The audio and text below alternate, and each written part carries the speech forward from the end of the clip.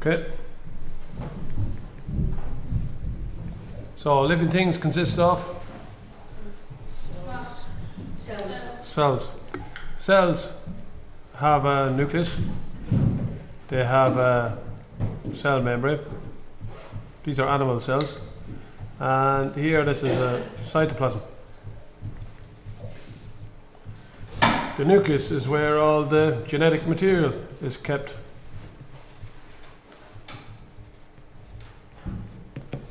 Now, what type of genetic material? What are these things? Chromosomes. Chromosomes are composed of, made up of DNA and protein. Right. On chromosomes, you'll find short sections of chromosomes, and they're called genes. Genes. Right. In between the genes, you've got sections of the chromosomes which are called non-coding. Non-coding sections. Right. Genes. The code that is found on genes. Look it up. Genes are genetic code. Genes contain the genetic code to make things called proteins. Proteins. Why are proteins important? Proteins are important for the growth, for growing, and repair of cells.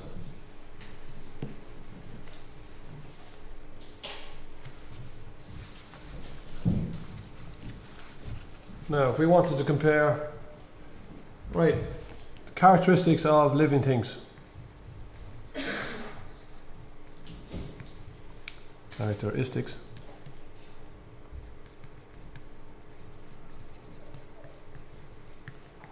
Of living things. Right, this will help you hopefully to remember it. Alright, in order to be living, in order for something to be living, it must first of all have cells. So humans have cells, animals have cells. So example, humans have cells, animals have cells. Do rocks have cells? No. No, so that's one reason why it's not a living thing. What about the next one is nutrition. What is nutrition? It's how we obtain our food, how we get our food into our bodies. It's not how we catch the food, it's putting food into our bodies. Then what's excretion? The removal of waste from our no. The movement of waste from our bodies. Response. If you put your hand near a fire and you flinch, you move your hand away quickly. What's that? That's a reflex action, isn't it? So what is the response to the environment? It's how we change, how we react. React to changes in our environment. It's how we react to changes. So a fire, the fire gets closer, it gets hotter, and we react by moving the hand away quickly. And reproduction. What is reproduction? How we make living things. So how we make making new living things.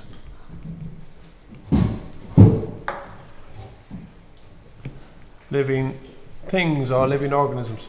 Right, so nutrition. So that's, you could draw somebody, a mouth. Excretion, you could draw a dog doing a doo-doo. Response is how, if we look at bright light, how do we respond? By closing our eyes, less light in. Reproduction. Reproduction is the formation of new cells. Alright, so the characteristics of living things are cells, Nutrition, how we obtain food. Excretion, how we remove waste. Response, how we react to changes in our environment. So the room gets brighter, we squint our eyes. Reproduction, making of new living things. Alright? Now the next one. There are the characteristics of living things. The next one, look it up. An animal cell and a plant cell, how do they differ? So here's an animal cell and a plant cell. And I could do it green. Why am I using green? What's this? What am I drawing? Cell wall would be green, and actually I should do it like that. That's the green cell wall. And then what's inside the cell wall? This line? Cell membrane. Okay, so that's the cell membrane. Alright, and then if I had yellow, then this would be, I'll draw it like this. This is the cytoplasm.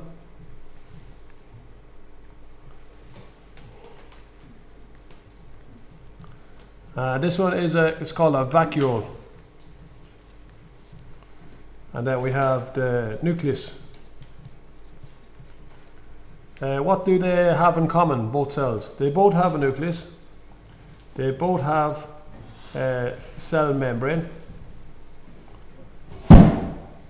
And they both have cytoplasm. I'll shade the cytoplasm here. They both have cytoplasm. cytoplasm. How are they different? The cell, the plant cell, this is the plant cell. This is the animal cell. The plant cell has a vacuole, which is full of cell sap, and it has a cell wall. That's how they are different. A cell wall and a vacuole. That's how they're different. That's a possible question.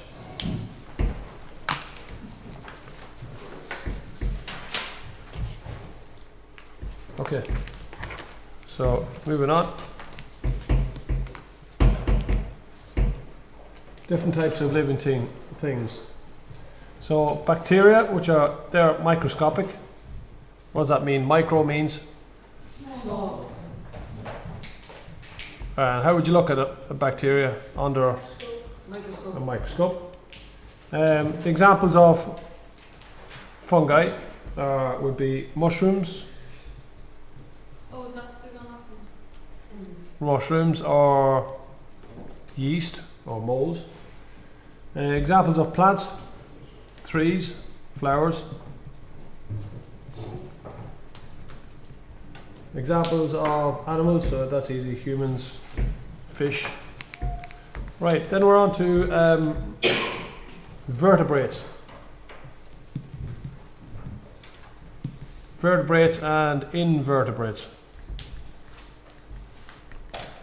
Right, where would I put a frog? Has it got a backbone? Yeah. It does, it has a backbone.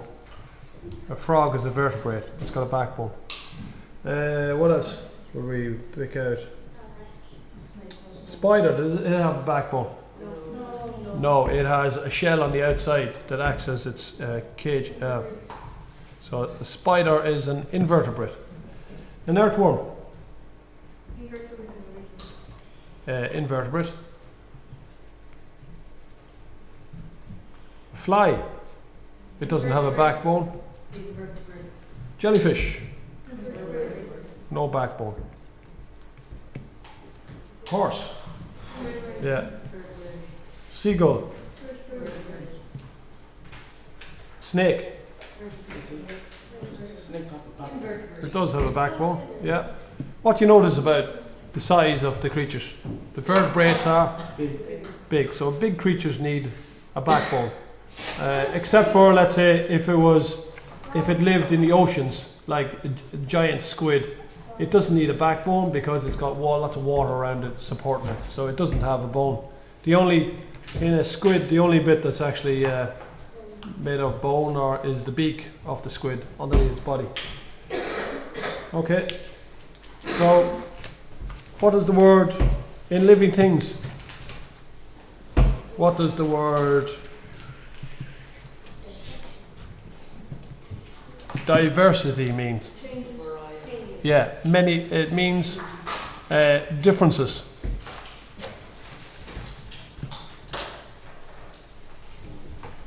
It means differences. Okay. Diversity means differences. Right, now we're going to look at, let's see, in the light microscope. We had, this is the bit that you look into. What's that lens called? Can you remember? In the light microscope. Yeah, it's called the eyepiece. What's the magnification of that? Oh, the objective lens. 10 times 10. That's the eyepiece. Now, what are these lenses called? When you're using the, this is where you put your, when you're using the microscope, these are the objective lenses. Can you remember what the value of the three lenses were? Yeah. 10. The smallest was 10. 4, 10, 40. 4, 10 and 40. Right. If I'm using these two, the 10 and the 4, what's the magnification? 40, because it's 10 times 4 is 40 times bigger. If I'm using the 10, what's the magnification? 10 times 10 is 100 times bigger. And I'm using the bigger one, it's 10 times 40 is 400 times bigger than the actual size. What's the name of the platform that I put the slide onto? Stage, that's right. And I just have to do this. So, what are you drawing? A microscope up there. All right. This is called, down here, this is the light source. This is the light. The light source. This is called the, you're right, this is called the stage. The stage holds the, what's the glass thing that you put your object onto? Slide. The stage holds the slide. All right. So we put the slide on. We've got things here called. What do the clips do? Hold the slide in place. Look it up. The clips hold the slide. So I'm just going to draw the slide here without the clips. There's your slide. What's the thing? What's the cells? The cells that you put on your slide. What can we call them? That's the sample or the object that we're looking at. So we'll call it the sample or the object. I'll get on to that in a second. That's very good. Right, so the light shines up through the sample or the object. There's a thing under here with a little lever. Diaphragm. What's a diaphragm do? Controls the strength of the light travelling up through the sample. Right. Okay, so that's very good. And what else do I need to mention about that? Oh yeah, the cover slip. We need a cover slip. Right, so here's our slide. This is the slide, and this is the sample, and then I have a cover slip which is angled like that, ready to go on. What do I use to lower down the cover slip? A pencil or a pen. pen. And why do I lower it slowly? So it doesn't splash all over the place. So it doesn't splash, or it doesn't create A bubble. bubbles of water. And what do I add? I add a couple of drops of water to the sample before I add the cover slip. Yeah, Yellow thing. yeah. And what does the cover slip? What's the purpose of the cover slip? To prevent the sample from drying out. To prevent the sample from prevent dehydration of the sample. If it dries out, then it's no good. All right, that's great. Okay. I didn't mention earlier, what does the nucleus of the cell do? It controls, controls what happens in the cell.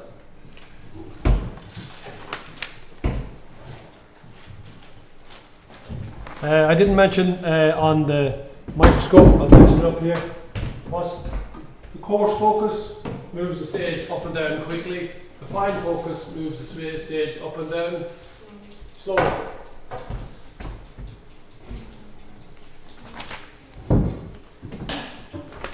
Okay, and one other thing we have to mention, we looked at different cells underneath the microscope.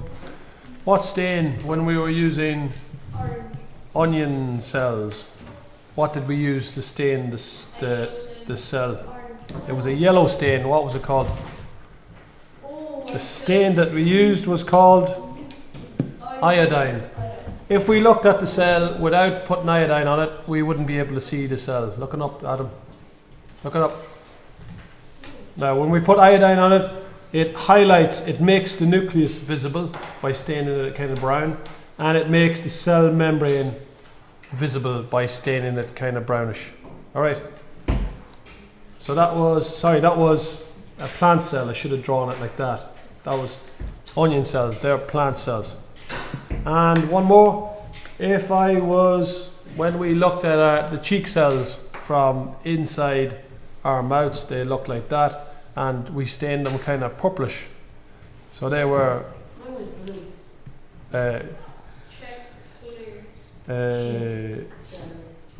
cheek cells. All right.